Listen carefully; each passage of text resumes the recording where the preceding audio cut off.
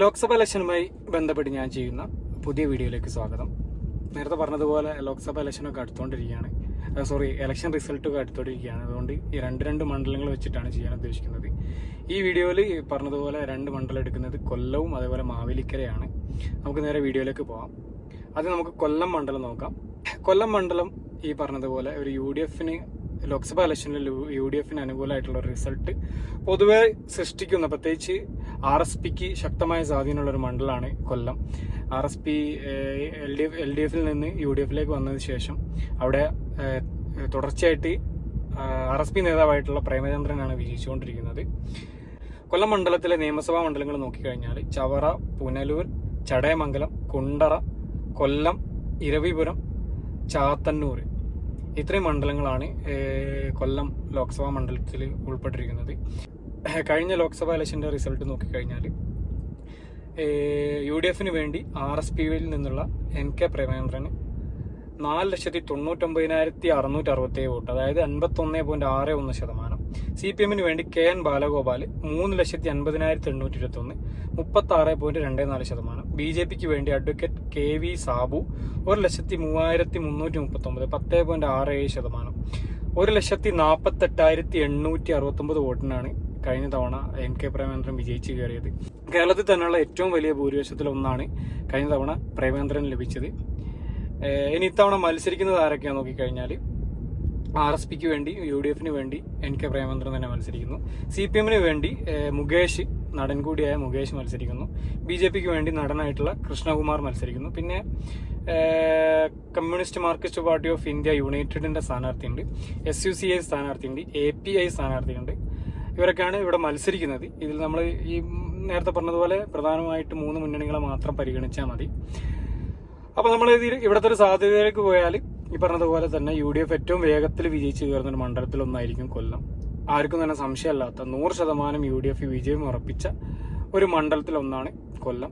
തുടക്കത്തിൽ NK പ്രേമചന്ദ്രൻ വളരെ easy ആയിട്ട് വളരെ വലിയ ഭൂരിപക്ഷത്തിൽ ജയിച്ചു കയറുന്നുള്ളൊരു പ്രതീതി ഉണ്ടായെങ്കിലും കൂടെ മുകേഷ് അത്യാവശ്യം നല്ല രീതിയിൽ പ്രചരണത്തിന് ഇറങ്ങിയ സമയം തൊട്ട് അത്യാവശ്യം നല്ല രീതിയിൽ അദ്ദേഹത്തിന്റെ സിനിമ ഗിമ്മിക്കുകളെ ഉപയോഗിച്ചിട്ട് സിനിമ സ്റ്റൈലുള്ള സംസാരവും അതേപോലെ അത്യാവശ്യം എല്ലാവരെയും കയ്യിലെടുക്കാൻ പറ്റുന്ന രീതിയിലുള്ള ഹ്യൂമറൊക്കെ യൂസ് ചെയ്തിട്ടുണ്ട്. കുറച്ചൊരു വോട്ട് പിടിക്കാൻ സാധ്യതയുണ്ട്. എന്നാലും കൂടെ വളരെ കംഫർട്ടബിൾ ആയിട്ടുള്ള നല്ല ഭൂരിപക്ഷത്തിൽ തന്നെ NK പ്രേമചന്ദ്രൻ കൊല്ലം മണ്ഡലത്തിൽ നിന്ന് വിജയിച്ച് കയറുന്നാണ് പ്രതീക്ഷിക്കുന്നത്. പൊതുവെ എല്ലാ ചാനലുകളും വന്നിട്ടുള്ള റിസൾട്ട് നോക്കുകയാണെങ്കിൽ അങ്ങനെ തന്നെ പറയേണ്ടി വരും. കാരണം ഒരു ചാനലിൽ പോലും ഒരു ശക്തമായ മത്സരം നടക്കുമെന്ന് പോലും ആരും തന്നെ പറയുന്നില്ല. വളരെ നല്ല മെജോറിറ്റി, വളരെ വലിയ പെർസെൻറ്റേജ് ഡിഫറൻസിൽ അവിടെ പ്രേമചന്ദ്രൻ വിജയിക്കും തന്നെയാണ് എല്ലാ ചാനലും പറഞ്ഞു വരുന്നത്. എല്ലാ ചാനലും എക്സിറ്റ് പോളിൽ പ്രതിപാദിച്ചത്.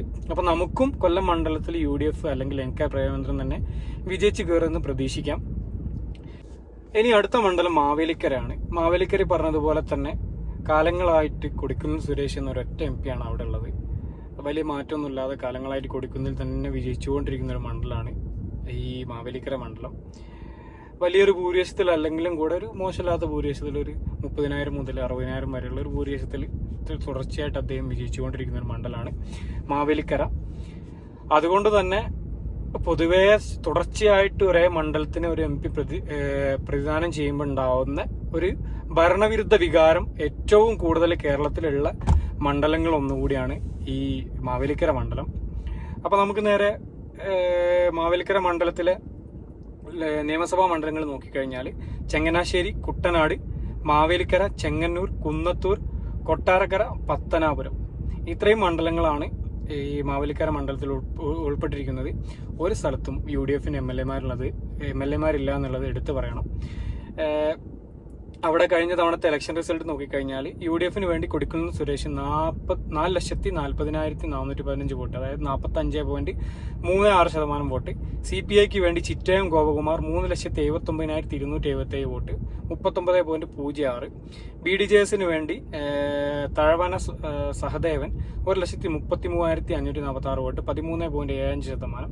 പിന്നെ SUCI സ്ഥാനാർത്ഥി അതേപോലെ BSP സ്ഥാനാർത്ഥിയൊക്കെ ചുരുങ്ങിയ വോട്ടുകളൊക്കെ പിടിച്ചിട്ടുണ്ട്. കഴിഞ്ഞ തവണത്തെ ഭൂരിപക്ഷം 61,131 വോട്ടിന്റെ ഭൂരിപക്ഷമാണ്. ഇനി തവണ മത്സരിക്കുന്നത് ആരൊക്കെ നോക്കിക്കഴിഞ്ഞാൽ UDFന് വേണ്ടി കോൺഗ്രസിൽ നിന്ന് കൊടിക്കുന്നിൽ സുരേഷ് തന്നെ മത്സരിക്കുന്നു. CPIക്ക് വേണ്ടി CA അരുൺകുമാർ മത്സരിക്കുന്നു. BDJSന് വേണ്ടി ബൈജു കലാശാല, അതേപോലെ BSP സ്ഥാനാർത്ഥി, SUCI സ്ഥാനാർത്ഥി, API സ്ഥാനാർത്ഥി, ഇവരൊക്കെ മണ്ഡലത്തിൽ മത്സരിക്കുന്നുണ്ട്. നമുക്ക് നേരത്തെ ഒക്കെ പറഞ്ഞതുപോലെ 3 മുന്നണികളെ മാത്രം പരിഗണിക്കാം. അപ്പോൾ ഇവിടുത്തെ ഒരു ജയസാധ്യത പറയുകയാണെങ്കിൽ, സത്യസന്ധമായിട്ട് പറഞ്ഞാൽ കേരളത്തിൽ LDF മത്സരിക്കുന്ന 20 സീറ്റുകളിൽ LDFന് അത്യാവശ്യം മികച്ച സാധ്യത കാണുന്ന ഒരു മണ്ഡലമാണ് മാവേലിക്കര. ഞാൻ കാണുന്നതല്ല, ഞാൻ ആദ്യം പറഞ്ഞു, ഞാനൊരു UDF അനുഭാവിയാണ്, അത് ഞാൻ തുറന്നു പറയാൻ മടിക്കാത്ത ആളാണ്. പക്ഷെ ചാനലുകൾ വന്നിട്ടുള്ള മൊത്തം എല്ലാ ചാനലുകളും വന്നിട്ടുള്ള ഒരു സർവേ പൊതുവെ അവിടെ കൊടിക്കുന്നിൽ സുരേഷിനെതിരായിട്ടാണ് വന്നിരിക്കുന്നത്. ഒരു ചാനലിൽ പോലും കൊടിക്കുന്നിൽ വിജയിക്കും എന്ന് പറയുന്നില്ല. ശക്തമായ മത്സരം കൊടിക്കുന്നിലും യുവ നേതാവായിട്ടുള്ള അരുൺകുമാറും തമ്മിൽ ഉണ്ടാവും എന്നുള്ളത് സത്യസന്ധമായിട്ട് മനസ്സിലാക്കിയ ഒരു കാര്യമാണ്. പക്ഷെ ഒരു നേരിയ മുൻതൂക്കം, അല്ലെങ്കിൽ ഒരു അത്യാവശ്യം നല്ല രീതിയിലുള്ള ഒരു മുൻതൂക്കം അരുൺകുമാറിനാണ് ഉള്ളത് എന്നുള്ളത് സത്യസന്ധമായിട്ടുള്ള ഒരു കാര്യമാണ്. അപ്പോൾ അവിടെ കേരളത്തിൽ LDF വിജയിക്കാൻ ഏറ്റവും സാധ്യതയുള്ളൊരു മണ്ഡലം മാവേലിക്കരയാണ്. അപ്പോൾ അവിടെ അരുൺകുമാർ തന്നെ വിജയിക്കുമെന്നാണ് പ്രതീക്ഷിക്കുന്നത്. ബാക്കി നമുക്ക് വരുന്നിടത്ത് വെച്ച് കാണാം. വീണ്ടും അടുത്ത വീഡിയോയുമായി കാണാൻ ശ്രമിക്കാം. Thank you for watching. Have A nice day.